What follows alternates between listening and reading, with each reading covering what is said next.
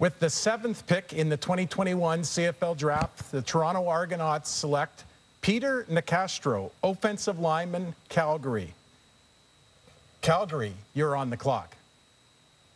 So a pick from the University of Calgary as the Stampeders go on the clock now. Dwayne, interesting, this team wins the Vanier Cup in 2019. Hardly any drafted a year ago, obviously, because of their stage in college, but there are a lot of Stampeder possibilities, including along that offensive line.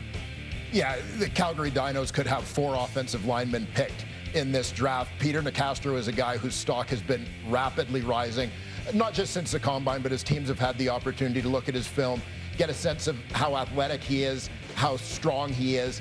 This is a guy a little over 6'1", about 305 pounds, plays with a little bit of an edge, physical player for the Dinos. Strong guys in the mid-20s in terms of the bench press test at 225. So he has all the physical tools. You think back to the Argos picking back in 2015, Sean McEwen, their first-round pick in that draft, stepped in right away and played center.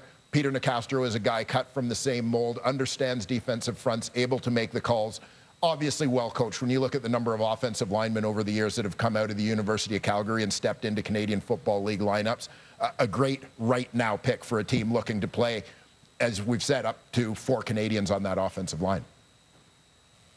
And John Murphy tells me that he's a versatile player. He's able to give us a high compete guy who plays right into our culture. And as Dwayne mentioned, this guy's been rapidly rising up draft boards in the last week. We've been spending a lot of time talking about Logan Bandy, who's from the University of Calgary as well. They've also got Tyler Packer, 2 bigger-bodied players. But here you've got a smaller player, in just height-wise, he's about 6'3". And there's a group of 6'2", 6'3" guys. You look at Bryce Bell, you look at Connor Bergloff.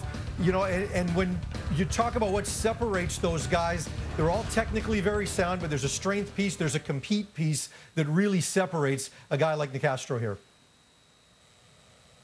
Yeah, this Nicastro pick is to what you're saying. It's a compete guy right now who comes in, and you look at the interior of that offensive line. It's going to be Canadian. There's some uncertainty with some guys there. They have guys who can't start, but probably need to be pushed. And when you have 2 starting Canadian linebackers, you got receivers from your ratio standpoint that gives you some flexibility. I think with this pick, John Murphy and the Argos just want to make sure that they have 3 solid interior guys in that offensive line. And Nicastro's a guy that he might not have the ceiling of some of the other guys that are still on the board, but he's a guy who come in and play right now and push those other guys for a starting role. This team's trying to win right now, and this is a pick, and it's going to help with that.